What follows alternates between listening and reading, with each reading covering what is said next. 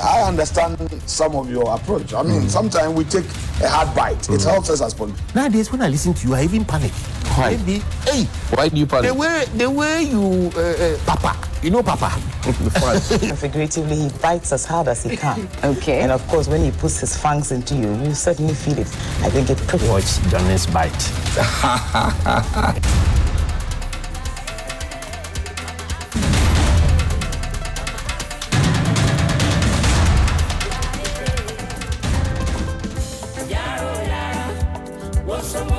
You know, I've watched you. Sometimes our people disagree with you, but I mean, I understand some of your approach. I mean, sometimes we take a hard bite. It helps us as politicians. Nowadays, when I listen to you, I even panic. Why? Maybe, hey, Why do you panic? the way you, Papa, you know Papa. Figuratively, he bites as hard as he can. Okay. And of course, when he puts his fangs into Bismillahirrahmanirrahim. Alhamdulillah Rabbil Alamin. Hasbunallah wa ni'mal wakil. The Lord is my light and my salvation. Whom shall I fear? And yea, though I walk through the valley of the shadow of death, I will fear no evil, for you art with me. Thy rod and thy staff, they comfort me. Thou preparest a table before me in the presence of my enemies. You anoint my head with oil, my cup runneth over. And surely goodness and mercy shall follow me all the days of my life. And I will dwell in the house of the Lord forever and ever. Amen. Assalamu alaikum. It's Wednesday. Welcome to Johnny's Bite. Two quick announcements. I trust you are fine though. I'm very, very well. It's my special day, so I'm always in high spirits. Two quick announcements, please. The first one is that tomorrow we have a big date at the Kwame Nkrumah Memorial Park. We call it the 3FM Afro Connect. 3FM Afro Connect will have Jollof War and some many other different activities that will engage you throughout the day as we celebrate Osajifo Dr. Kwame Nkrumah, Ghana's first president, Africa's pride, and the most influential and iconic figure on the African continent, according to the BBC, for the entire century. We'll be celebrating him. It's free entry. You just need to come in there with your family and friends, enjoy some good jollof, meet up with friends from Gabon, from Senegal, from Togo, from Nigeria, and from all those other countries, Benin, Ghana. We will all meet there, have an African party, and you need to come out there and celebrate with us. Number two, for those of you who have been hitting me on the sides and in my inbox, you want to go to South Africa in October, between 20th and 28th of October, please note that the number to call is 053 11 00927. 053 11 00927. Again, 053 11 00927. You call that number, all the details you want are there. I'm told about just 6 or so seats remain, so you want to join. This morning, there's a subject matter on the front page of the Daily Graphic. And yesterday, interestingly, I saw very interesting comments about Honorable Adwoa Safo and Honorable Kennedy Japan. You know, some people had put their pictures together, pieced it together. Adwoa Safo sharing yogurt on one side. Yes, yogurt on one side. And then Honorable Kennedy Japan was also sharing something in a tray. And they put it together. And somebody gave it a caption, I am my shoddy I won. Maybe I'll let Abiam play that song by Prior before we wrap up the segment. But there's something on the front page. Daily Graphic. Yesterday, when Graphic and Stambik had their usual party, as I like to call it, and Conscious Ayatollah, Mr. Labi will tell you that I like to call it a party because it's a contest of ideas, but it's done very nicely, and you should be there one of these days. Turning the economy around. Cut down on expenditure. Speakers urge government at Graphic Business Stambik Bank breakfast meeting. And then somebody said in government Apple, because this will be how many times that somebody has said that government needs to cut down on its expenditure.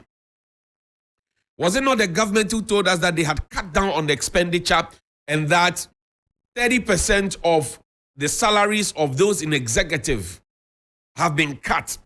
The Council of State said they were volunteering 20% of the allowances. And then I asked a simple question. Show us where you are putting the money and show us how much has accrued since you started in May of last year. Show us how much has accrued. And then show us how much you have been able to gather okay, and what you have used the monies for. That's the only way we can appreciate that you are cutting. Because you can't tell, I can tell you that I'm cutting down on certain things, and then I'm not cutting down anything. Because the trust issues for this government is very, very critical. The government started off with goodwill, but the government has allowed itself to fall into a certain ditch of mistrust. Because the promise and fail are too many. If you go and tell the people of La that, oh, I'm cutting down expenditure, they will not trust you because they had an hospital and you came to break down the hospital and you have refused to build the hospital. So they will not trust you.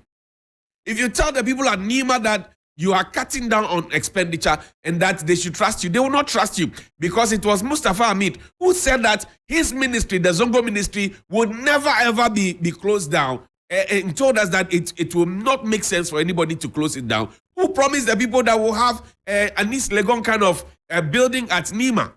Today, if you go there and tell the people of Nima that, oh, well, trust me, I'm doing it, they will not trust you. If you tell those who use trains that, oh, trust me, they will not trust you because you promised them sky trains. And even the land train, there's a problem. If you go to Temaport and tell the people that we will give you good roads, or you go to any town in this country, tell them we'll give you good roads, they will ask you that Dr. Baumia promised us that we're going to convert all roads into concrete roads. So they will not trust you. So the government, by its own words, have been able to build a fire of mistrust around them. And the people don't trust them. So now government is being asked again to cut down on expenditure. Government is overtaxing us. It's giving us haircuts when we have not asked for it and everything else. They say, oh, cut down on expenditure. Will government do it? I don't know. All I hear in my ear is apu, aputo, apu, aputo, apu, aputo. Now, yesterday, I saw for the life of me a setting Anwanwasem. Pull up the Office of the Special Prosecutors report, and the matter is in court. So I'll just read what is there. It says, particulars, 1, or I. There are suspicious transactions running through the bank accounts and investments of the first respondent, that is Madam Cecilia Abenadapa, and other transactions which cannot be attributed to her lawful income and her declared or undisclosed sources of income at all material times in a position as a public officer. II. On another score, the first respondent simply refused to speak to the sources of the funds running through her bank accounts and investments. She has refused to speak about it, but the president is confident that she'll come out clean. III. As deposed to in paragraph 8 above, the OSP's criminal intelligence suggested that the first respondent as a minister of state was engaged in an undisclosed and undeclared real estate business in which she obscured and concealed the transactions by employing the use of aliases to avoid detection of the actual ownership of the business and properties, which, while cleverly receiving the proceeds of the transactions in a bank account and investments. The OSP says Madam Cecilia Dapa had real estate businesses and that she used other people's names to run the real estate. And then Ivy says, no, come back. Ivy says, in an instance, the first respondent sold a SNIT Boteman Estate flat number BT/OD/BL Block 2/2BL/1 under the name of Nanaya Ode. Nanaya Ode. Indeed, the first respondent appended her signature on all relevant correspondence with the buyer under the name of Nanaya Ode. Concerning the payment, first respondent through her agent gave the buyer her Prudential bank account number. It was only at the point of payment at the bank that the agent of the first respondent revealed to the buyer that the true identity of Nanaya Ode was the first respondent in whose account payment of the purchase price of 117,000 was to be made and effected. A copy of the investigation statement of the buyer in question is attached and sealed and exhibited as Exhibit OSP 15, while the correspondent on the transaction signed by first respondent in the name of Nanaya Ode is attached and marked as Exhibit OSP 16. So, say Madame Cecilia Dapa had a property and she had a real estate and she used aliases. One of the aliases is Nana Ya Ode. It's not Cecilia Dapa, but she signed everything. And yesterday, a senior citizen, I speak with a lot of senior citizens. One of them asked me, what is wrong with this government and double identity? There's Reverend Edu Jemfi, there's Kusi Boating, right? Reverend Edu Jemfi, Kusi Boating, remember National Cathedral. Then now there's Nana Yao and there's Cecilia Dapa. Double identity, what's going on? The senior citizen asked me, he said, what is going on? Is this my MPP?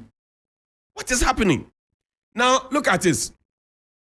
A search immediately at the Abelenkpe residence of the respondents by authorized officers of the OSP in the urgency of the case on, I'm sure it's the 24th of July 2023, led to the discovery of the cash sums of 590,000 United States dollars and 2,862,007 Ghana cedis.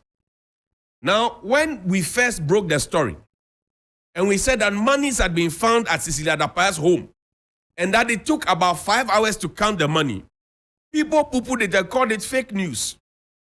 Senior citizens of this country, gray-haired people, that's where my pain is. Gray-haired people, they called it, they said, fake news.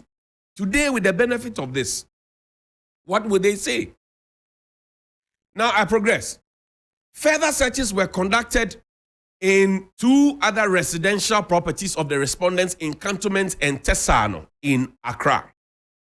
The cash monies, the cash monies were craftily concealed in wraps, polythene bags, aka rubber bag, clothes, 32 envelopes, and were buried and secreted in obscure places in the residence, some with labels and descriptions.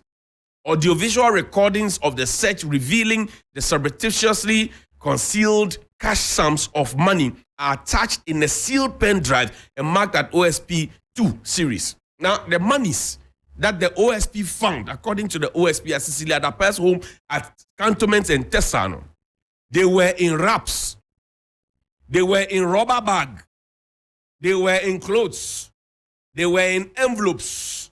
So the narrative that we were fed with, that the money is in a bag, that the money was in a box with a padlock in front, that the money was concealed in a wardrobe, blah, blah, blah, all be lie, according to the Office of the Special Prosecutor. You remember when the first instance came, when the monies were discovered? Somebody told us that the monies were in a certain sports bag, that the monies were in a certain box with padlock in front. You remember that? Now the OSP says the money was not in a box. The money was not in a bag. The money was in a rubber bag.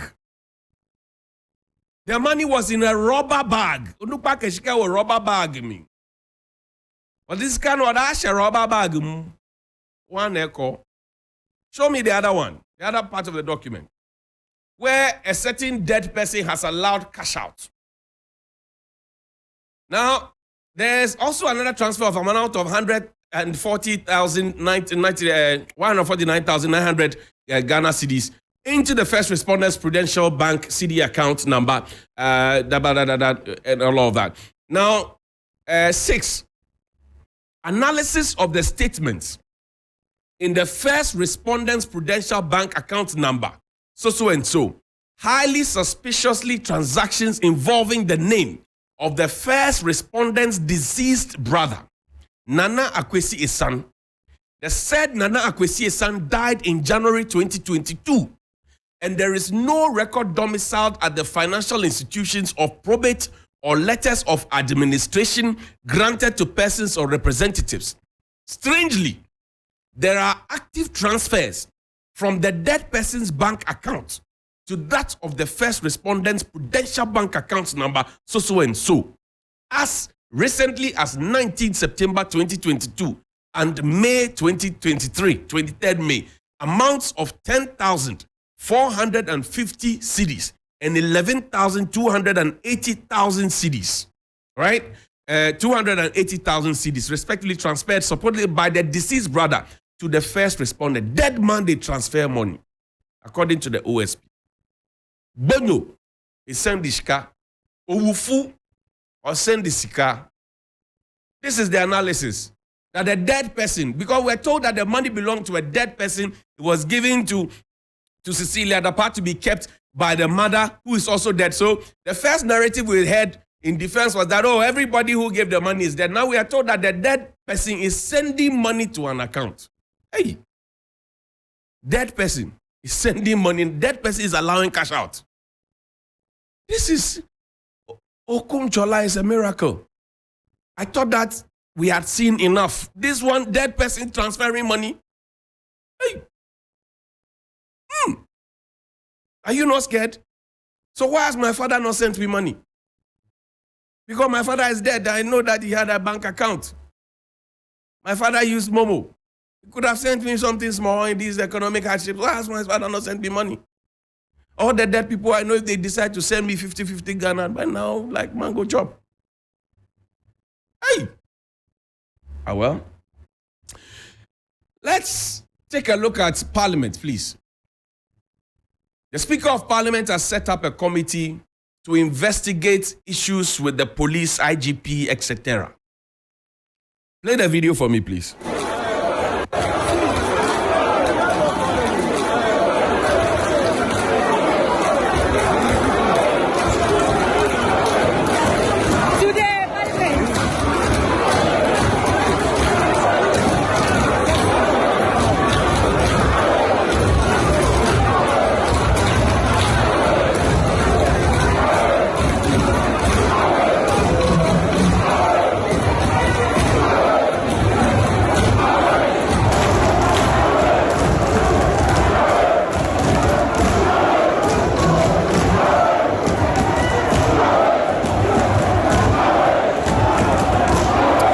So that was Parliament.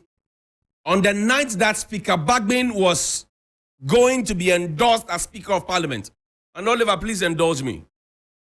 Speaker Bagbin was going to be endorsed as Speaker of Parliament. The brochure that we saw, Sixtus can bear me with, the brochure that we saw in Parliament on that night had already been printed with Professor Michael Quay's picture at the front as Speaker of Parliament. We have not had the elections for Parliament, for Speaker of Parliament too. I saw that myself. Any journalist who was in there, and any special guest who was there saw it. That the brochure that was brought to Parliament, the elections for speakership had not happened. But Professor Michael Quay's picture, if you open the first page, Professor Michael Quay's picture was there as Speaker of Parliament. Pre-occupation. It had already been decided. So when things started going south, the soldiers had to come in. Whoever ordered him in. If, the defense minister says, I didn't order him in. Interior minister says no. Everybody says, I didn't order him in. National security minister says no. But the people entered the floor of Parliament. And you know, if you have covered Parliament before, to enter the chamber of Parliament, if you are not a member of Parliament or you have not been summoned or invited, it is supposed to be a wrong thing. And you are supposed to be dealt with, held in contempt of Parliament. So, Mr. Speaker, I greet you this morning, humbly. That's why I wore your hometown hat. I greet you this morning, Mr. Speaker, and I ask you a very simple question. Are you as interested in who broke into Parliament on the day that you were being made Speaker of Parliament, or have you decided to sweep it under the carpet? Because all of you speak about protecting the democracy, protecting the democracy. Parliament is a very important organ of the state. And if anybody had the presence of mind to bring soldiers onto the floor of Parliament, I'm told there was a colonel that led them into it. And I'm asking myself, what is the green beret doing in the chamber of Parliament? This is not supposed to be in the urban force or something. So that's the question I'm asking, Mr. Speaker. When are you setting up a bipartisan probe into those who broke into Parliament? Because they broke into Parliament. When are you setting up a bipartisan probe to look into? You see the way everybody is interested in the IGP, COP Mensa Superintendent, Asari Superintendent JB. And now we are turning the conversation from who recorded it to how it was recorded and not dealing with the substance of the matter. I want us, Mr. Speaker, as a matter of urgency and respectfully so I ask, set up a bipartisan committee and let us find out how this was occasioned. Because, you know, coming events cast their shadows. Today we are talking about Wagner in the Western region. And the Wagner narrative sounds to me like the Western Togoland narrative. It started with Papa V, Dr. Leo McPalm. In fact, ACP Dr. Agojo will go home this year. He turned 60 this year. He will go home this year. Now, he only saw a WhatsApp message, I'm told. And he has been dealt with up until now. Dr. Leo McPalm is dead. President Papa V is dead. We saw how the soldiers with the helicopters went there. They rounded up people and all of that. That narrative there, the British Togoland thing, sounds like this whole Wagner thing. And when that British Togoland thing happened, we suddenly started closing borders and everything else. It was just around the same time. Elections are coming again. Are we playing out the same narrative? That is why I'm asking for a bipartisan probe. Who called the sheriff to come into the Chamber of Parliament? Mr. Speaker, you should be interested. If you don't investigate this and bring finality to it before you leave, it will be on your head, Mr. Speaker. I'm telling you. Ghanaians will forever blame you that you came into power on that altar and you failed to investigate the matter that you're supposed to investigate. So I greet you. And we end with this Nkrumah quote. There's a selected speeches of Nkrumah. He had a 7-year development plan. Tomorrow is Nkrumah's birthday. Please pull it up. Let's quickly read it, just a portion of it. Paragraph 2 says, in order that our resources are not wasted by corrupt practices, and in order to prevent any attempts at personal greed and aggrandizement at the expense of the people and the state, steps will be taken to ensure that no contractor shall offer any gift, or no contractor shall offer or give or agree to give to any person in the service of the government of Ghana any gift or consideration of any kind as an inducement or reward for doing or forbearing to do or for having done any act in relation to the obtaining or execution of any contract by the government of Ghana, or for showing favor or disfavor to any person in relation to any other contract for the government of Ghana. Today, the story is different. I leave you with Dr. Kwame Nkrumah's picture. Have a very, very good morning. And please, business news is up next. By all means, keep watching TV3. Keep listening to 3FM 92.7. Sometimes we take a hard bite. It helps us as politicians. Nowadays, when I listen to you, I even panic. Why? Maybe, hey, Why do you panic? the way you, Papa, Papa.